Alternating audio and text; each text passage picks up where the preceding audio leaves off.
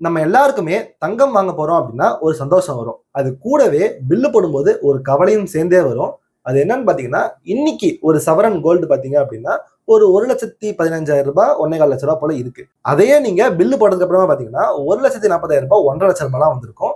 நான் 1,4 லட்ச ரூபாய் நினைச்சுன்னு வந்தேன். எக்ஸ்ட்ரா இந்த 20,000 30,000 எங்க வந்துச்சுங்கிற ஒரு கொஸ்டின் இருக்கும். நீங்க ஜிஆர்டி லலிதா ஜுவல்லரின்னு எந்த நகை கடையில கேட்டாலும் உங்களுக்கு ஜிஎஸ்டி செய்கூலி சேதாரம் மற்ற சார்ஜஸ் எல்லாம் சொல்லிட்டு இவ்வளவுதான் சார் வரும்னு சொல்லிடுவாங்க. உங்களுக்கு அந்த தங்கம் வாங்குற ஆசையே போயிடும். அதை தவிர நாம கோல்டு வாங்குறது ஏதாச்சும் ஒரு அவசரம் அப்படின்னா அதை வச்சு அதுல இருந்து கடன் வாங்கிக்கிறதுக்காக தான்.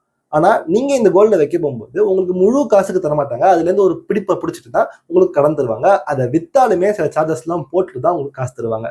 ஸோ இதனால பாத்தீங்க அப்படின்னா கோல்டு ரேட் எப்பவுமே 20% வரைக்கும் உங்க கையை விட்டு நீங்க இழந்துட்டு இருக்கீங்க. கோல்டு விலை ஏறும், ஆனா இந்த 20-30% உங்களுக்கு லாஸ் ஆகுறது வந்துட்டே தான் இருக்கும்.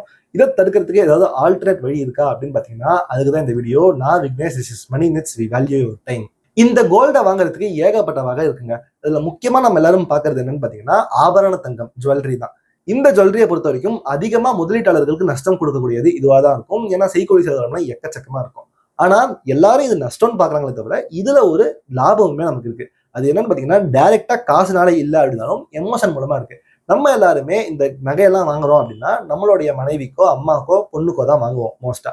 அப்ப அந்த நேரத்துல அவங்களுக்கு அதை கிஃப்டா கொடுத்துட்டோம் அப்படின்னா நாளைக்கு உங்களுக்கு ஒரு பிரச்சனைன்னு வந்துச்சுன்னா அதை திருப்பி போய் கேட்கறதுக்கு உங்களுக்கு கஷ்டமா இருக்கும். அதை தாண்டி நீங்க கேட்டீங்கனாலும் அதை அடகு வச்சு எப்படியாவது திருப்பி மீட்டுணுங்கிற ஒரு ஈடுபாடு உங்ககிட்ட இருக்கும். ஃப்ரீயா விட்டுற மாட்டீங்க, கண்டிப்பா அதை மீட்டுருவீங்க. ஏன்னா அது உங்களுக்கு கொடுத்த கிஃப்ட்டுங்கிறதுனால. சோ இந்த மாதிரியான எமோஷன் இருக்கிற நேரத்துல நீங்க ஒருவேளை இந்த 10,000 15,000 தான் சம்பளம் வாங்குறீங்க, மாசம் 1,000 2,000 சேர்த்து வச்சு நீங்க நகை வாங்குறீங்க அப்படின்னா அதே நேரத்துல உங்களுக்கு வந்து லோன் எல்லாம் பெருசா ரீபே பண்ணி பழக்கம் இல்ல, சில நேரங்கள் நான் விட்டுருக்கேன் அப்படின்னு நினைச்சீங்கன்னா நீங்க இந்த ஆபரண தங்கத்துக்கு போறதே பெட்டருங்க. ஏன்னா இந்த இடத்துல உங்களுக்கு அந்த எமோஷன் ரொம்பவே அதிகமா இருக்கும். அதை ஈஸியா விட்டு கொடுத்துட மாட்டீங்க. ஆனா இந்த ஆபரண தங்கத்திலேயே 2 வகை இருக்கு. ஒண்ணு என்னன்னு பாத்தீங்கன்னா இந்த செயின், நெக்லஸ், கொலுசு தவிர ஒண்ணு ஏகப்பட்ட ஆபரண தங்கங்கள் இதுதான் வரும். ரெண்டாவது என்ன அப்படின்னு பாத்தீங்கன்னா ரொம்பவே சிம்பிள் டிசைன் இருக்கக்கூடிய வளையல் அண்ட் ரிங்ஸ். நல்லா தெரிஞ்சுக்கோங்க, இந்த மோதிரமா இருக்கட்டும் வளையலா இருக்கட்டும் டிசைன் போட்டு நிறைய இருக்கு, அது இதுல வராது. இந்த 2வது வகையில எந்த டிசைனும் பெருசா இல்லாம ரொம்ப சிம்பிளா இருக்கிறது தான் வரும். இதுல உங்களுக்கு என்ன லாபம்னு பாத்தீங்கன்னா இந்த நெக்லஸ் எல்லாம் பாத்தீங்கன்னா 8% சில நேரத்துல 10% வரைக்கும் உங்களுக்கு மொத்தமா இந்த சார்ஜஸ் வர வாய்ப்பு இருக்கு. ஆனா இந்த சிம்பிளான மோதிரத்திலையும் வளையல்லையும் ரொம்பவே கம்மியான செய்கூலி தான் சேதாரம் தான் போட்டிருப்பாங்க. அதனால உங்களுக்கு லாபம் வரும். உங்களுக்கு இந்த லாபம் டிஃபரன்ஸ் எவ்வளோன்னு பாத்தீங்கன்னா ஒரு 1% 2% தான் இருக்கும். அதுல என்னப்பா குறைஞ்சு போயிட போறோம்னா நீங்க நினைப்பீங்க, அப்படி நினைக்காதீங்க. ஏன்னா இந்த 1% 1 கிராமுக்கு அப்படின்னா அது நீங்க 8 கிராம் ஒரு சவரனுக்கு எவ்வளோன்னு பாத்துக்கோங்க. நீங்க மொத்தமா வாங்குற அந்த காசுக்கு எவ்வளவு ரூபாய் அந்த வேஸ்டேஜ் கொடுப்பீங்களோ அதுக்கும் சேர்த்து நகை வாங்கிருந்தீங்க அப்படின்னா அப்போ உங்களுடைய கோல்டு இன்வெஸ்ட்மெண்டோட வளர்ச்சி எவ்வளவு தூரம் இருக்கும்னு பாருங்க. அப்போ உங்களுக்கு சீரியஸ்னஸ் புரியும். ஸோ நீங்க ஒரு இன்வெஸ்ட்மெண்ட்டுக்காக வாங்குனீங்க, ஆனா எனக்கு ஜுவல்லரியா தான் வேணும்னு நினைச்சீங்கன்னா சிம்பிள் ரிங்ஸ் அண்ட் வளையலுக்கு போறது உங்களுக்கு பெட்டரா இருக்கும். நீங்க கடையிலேயே எதுக்கு உங்கள்கிட்ட இருக்கிறதுலே கம்மியான மேக்கிங் சார்ஜஸ் எல்லாம் வரும் அப்படின்னு சொல்லி கேட்டுட்டு நீங்க அதை வாங்குறது உங்களுக்கு பெட்டரா இருக்கும். ரெண்டாவதா நம்ம பார்க்க போறது gold coins and gold bars. So இது நீங்க பிசிக்கல் கோல்டே வாங்குறது தான். நகையா வாங்குறதுக்கு பதிலாக காயின்ஸாவும் கோல்டு பார்ஸாவும் வாங்கணும். கரெக்டா? பார்லாம் இப்போ எவ்வளவு பேர் வாங்குறீங்கன்னு தெரியல, பட் காயின்ஸா எல்லாராலையும் வாங்க முடியும் அட்லீஸ்ட். கரெக்டா? இந்த கோல்டு காயின்ல முக்கியமான அட்வான்டேஜ் என்ன அப்படின்னு பாத்தீங்கன்னா உங்களுக்கு இதுல பெருசா மேக்கிங் சார்ஜஸ் செய்கூலிலாம் வராது. இருந்தாலும் ஒரு 1% தான் வரும். மற்றதெல்லாம் 8-10% போகும்போது இதுல முக்கியமா நீங்க என்ன பண்ணலாம் அப்படின்னா வெறும் முதலீடுக்காக நான் இந்த கோல்டு வாங்குறேன்னு நினைக்கிறவங்க இதுல கண்டிப்பா யூஸ் பண்ணிக்கலாம். அதுவும் நிறைய பேர் என்ன பண்ணுவாங்க, என் பொண்ணு கல்யாணத்துக்காக வாங்குறேன், இன்னைக்கு என் பொண்ணுக்கு 10 வயசு ஆகுது, இன்னும் ஒரு 10 வருஷத்துக்கு நான் இந்த நகையெல்லாம் வாங்க போறேன்னு சொல்லி வாங்கிட்டு இருப்பாங்க. அங்க பெரிய மிஸ்டேக் என்ன தெரியுமா? இன்னைக்கு டேட்ல ஒரு நகையோட டிசைன் ட்ரெண்டிங்கா இருக்கும். அதே மாதிரி 10 வயசுல உங்க பொண்ணுக்கு வேற சைஸ் இருக்கும் அந்த நகைக்கு. அதே உங்க பொண்ணுக்கு கல்யாணம் ஆகும்போது சைஸும் மாறி இருக்கும். அதே நேரத்துல அந்த ட்ரெண்டும் ஓல்டு ஃபேஷன்டா இருக்கும். இப்ப நீங்க என்ன பண்ணுவீங்க, அந்த நகையை எக்ஸ்சேஞ்சில் வித்துட்டு இன்னொரு புது நகை வாங்குவீங்க. கரெக்டா? ஆனா இங்க நீங்க என்ன பண்ணலாம் அப்படின்னா கோல்டு காயின்ஸா வாங்கிக்கலாம். இதுல உங்களுக்கு என்ன லாபம்னா நீங்க ஆல்ரெடி நகை வாங்கும்போது இந்த மாதிரி செய்கூலி சேதாரம் அதிகமா போட்டிருப்பீங்க, சார்ஜஸ் எல்லாம் போட்டிருப்பீங்க. திருப்பி விற்கும் போது உங்களுக்கு அதிகமான சார்ஜஸ் வரும். மறுபடியும் 3வது தடவையா புதுசா அந்த டிசைனோட வாங்குறீங்களா, அப்போ உங்களுக்கு இன்னும் கொஞ்சம் வரும். 20% சார்ஜஸ் வர வேண்டிய இடத்துல 2-3 மடங்கு நீங்க எக்ஸ்ட்ராவா சார்ஜஸ் செலவு பண்ற மாதிரி ஆயிடும். ஆனா அதை தவிர்க்கிறதுக்கு கோல்டு காயின்ஸா நீங்க வாங்கிட்டு ஃபியூச்சருக்காக வச்சிருக்கீங்க அப்படின்னா டைரக்டா உங்க பொண்ணுக்கோ பையனுக்கோ கல்யாண வயசு வந்தோடனே அவங்க கிட்டே இந்த காயின்ஸை கொடுத்து அவங்களுக்கு பிடிச்ச டிசைன் எடுக்க சொல்லிடலாம். உங்களுக்கு முன்னாடியே வாங்குற செலவும் மிச்சம், at the same time design அவங்க இஷ்டத்துக்கு வாங்கிக்கலாம். ஸோ நீங்க இந்த கோல்டு காயின்ஸ்ல பிசிக்கல் கோல்டாவே வாங்கணும்னு நினைச்சீங்கன்னா இன்வெஸ்ட் பண்றதுக்கு சிறந்த வழியா இது இருக்கும். இதே மாதிரி தான் பார்ஸும். நீங்க நிறைய கோல்டு காயின்ஸா சேர்த்துட்டு போறதுக்கு பதிலாக ஒரு 20 கிராம் உங்களால சேர்க்க முடியும் அப்படின்னாலே நீங்க அந்த காயின்ஸ் எல்லாம் வச்சு ஒரு கோல்டு பாரா வாங்கிட்டு போறது இன்னுமே ஈஸியான மெத்தடா இருக்கும். மூணாவதா நம்ம பார்க்க போறது எஸ்ஜிபி அப்படின்னு சொல்லுவாங்க, சாவரின் கோல்டு பாண்ட்ஸ். இன்னைக்கு ரேட்ல இந்த எஸ்ஜிபியை மோஸ்டா மூடிட்டாங்க. ஏன்னா கவர்மெண்ட் வந்து கோல்டுக்கு பதிலாக இதை நீங்க வாங்கிக்கோங்க பாண்டா, நான் உங்களுக்கு இன்ட்ரெஸ்ட்டும் தரேன், கோல்டு விலையும் தரேன் அப்படின்னு சொல்லியிருந்தாங்க.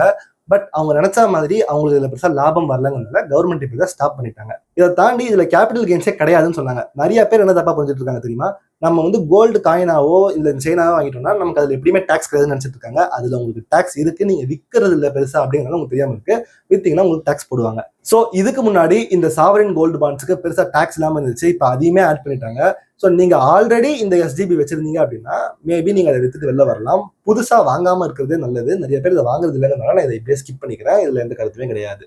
நாலாவதா நம்ம பார்க்க போறதுக்கு பேரு கோல்டு மியூச்சுவல் ஃபண்ட்ஸ். நிறைய பேர் பாத்தீங்கன்னா எஸ்ஐபி பண்ணிட்டு இருப்பாங்க, ஆப் மூலமா மாசம் காசு போட்டுட்டு இருப்பாங்க.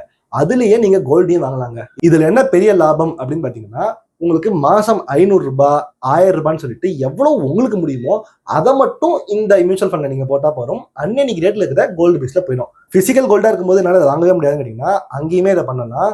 மாசம் நீங்க சீட்டு கட்டுறீங்களா நகை கடையில, அப்படி கட்டியே நீங்க இந்த பிசிக்கல் கோல்டுமே வாங்கலாம். அஞ்சாவதா நம்ம பார்க்க போறது ஆன்லைன் கோல்டு. நீங்க இன்னைக்கு யூபிஐ யூஸ் பண்றதுக்காக போன்பே, கூகுள் பே, அது தவிர ஆரா கோல்டுன்னு சொல்லிட்டு ஏகப்பட்ட கம்பெனிஸ் இப்ப ஆன்லைன்லயே கோல்டு விற்கிறாங்க. அவங்க என்ன சொல்றாங்க அப்படின்னா, நீங்க தினமும் 40 ரூபாய் 50 ரூபாயில இருந்து எவ்வளவு ரூபாய் வேணுமோ உள்ள போட்டுக்கலாம்.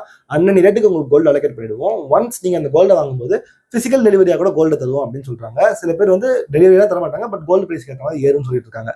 இங்க என்ன பிரச்சனை அப்படின்னா, இது ஆர்பிஐ ரெகுலேட்டடோ செபி ரெகுலேட்டடோ கிடையாது. ஸோ நீங்க அந்த பிரைவேட்டான கம்பெனி நம்புறீங்க அப்படின்னா அதுல இன்வெஸ்ட் பண்ணலாம். பட் மோஸ்ட் கேசஸ்ல நான் வந்து இந்த ஆன்லைன் கோல்டு இன்வெஸ்ட் பண்றது கிடையாது. ஸோ உங்களோட ரிஸ்க் தான். ஓகே, கடைசியா நம்ம பார்க்க போறது என்ன அப்படின்னு பாத்தீங்கன்னா, கோல்டு இடிஎஃப். இந்த கோல்டு இடிஎஃப் தான் நீங்க முதலீடுக்காக இன்வெஸ்ட் பண்றதுலயே பெஸ்டான ஒரு ஆப்ஷனா இருக்கும். ஏன்னா கம்மியான சார்ஜஸ் இதுல தான் வருது. சார்ஜஸே இல்லைன்னு நினைக்காதீங்க, இதுலயும் சார்ஜஸ் இருக்கு, எக்ஸ்பென்ஸ் ரேஷன் சொல்லுவாங்க. பட் மத்ததோட பார்க்கும்போது ரொம்பவே கம்மியா இருக்கும். பட் இது வந்து அவங்க ஜஸ்ட் உங்கள்கிட்ட காசை வாங்கிட்டு வாங்குறேன்னு சொல்றது இல்ல, உண்மையாவே செபி கிட்ட போயிட்டு இதை காமிக்கணும், அவங்க கோல்டு வாங்கி வச்சிருப்பாங்க. அதோட முக்கியமா இது செபி ரெகுலேட்டட் அப்படிங்கிறதுனால கோல்டு பிரைஸ் ஏற ஏற இந்த இடிஎஃப் பிரைஸும் ஆட்டோமேட்டிக்கா ஏறிடும். இது முக்கியமா யாருக்குன்னா, இன்னைக்கு ஒரு 130 ரூபா ரேஞ்சில் இந்த கோல்டு பீஸ் போயிட்டு இருக்கு. இன்னும் 7 ரூபா 10 ரூபான்னு சொல்லிட்டு ஏகப்பட்ட வகையான கோல்டு பீஸ் இருக்கு. இதுல எந்த கம்பெனியோட கோல்டு பீஸ் வாங்கணும்னு சொல்லிட்டு தனியாக வீடியோ போடுறேன், அதை மேல லிங்க் தரேன். ஸோ நீங்க இப்போ இந்த கோல்டு பீஸை வாங்கிட்டீங்க அப்படின்னா அதுல வந்து உங்களுக்கு 50 ரூபாய் 100 ரூபான்னு சொல்லிட்டு ஏகப்பட்ட பீஸ் இருக்கா. நீங்க ஒன்னொன்னா தினமும் ஒரு கோல்டு பீஸ் வாங்கினா கூட 100 ரூபா தான் ஆகும். அப்படி பாத்தீங்கன்னா 30 நாள்ல ஒரு அளவு கோல்டு சேர்த்திருப்பீங்க. 6 மாசம் 1 வருஷம் ரேட்ல நிறைய அன்னனி ரேட்டுக்கு கோல்டு போட்டு சேர்ப்பீங்க. உங்களோட லாபமும் சேர்ந்து வந்திருக்கும். அதை எடுத்துட்டு போயிட்டு நீங்க திருப்பி இந்த கோல்டு காயின்ஸா வாங்குறதுக்கு ஹெல்ப்ஃபுல்லா இருக்கும். ரெகுலர் பேசிஸ்ல கோல்டு இன்வெஸ்ட் பண்றதுக்கு இது ஒரு சிறந்த வழியா இருக்கும். ஏன்னா இப்ப கோல்டு மியூச்சுவல் ஃபண்ட்லாம் கூட பாத்தீங்கன்னா மாசத்துக்கு ஒரு தடவை தான் நீங்க மோஸ்டா எஸ்ஐபி பண்ணுவீங்க. இதுல நீங்க டெய்லியே இன்வெஸ்ட் பண்ணலாம். ஆனா இது நீங்க பண்ணணும் அப்படின்னா ரொம்பவே டிசிப்ளினான ஒரு பர்சன் இருக்கணும். இன்வெஸ்ட்மெண்ட் பண்ணணும்னு ஆசை இருந்து கரெக்டா பண்றவங்களா இருந்தாங்க அப்படின்னா இது ரொம்பவே ஹெல்ப்ஃபுல்லா இருக்கும். சரி, இப்ப இந்த கோல்டை சிறந்த வழியில வாங்குறதுக்கு என்ன வழியெல்லாம் பார்த்துட்டோம். ஆனா இந்த மேக்கிங் சார்ஜஸ் எல்லாம் போடும்போது கம்பெனிஸ் நம்ம கிட்ட என்னெல்லாம் ட்ரிக்ஸ் யூஸ் பண்றாங்க அப்படின்னு இந்த வீடியோ செக் பண்ணி பாருங்க. விக்னேஷ்.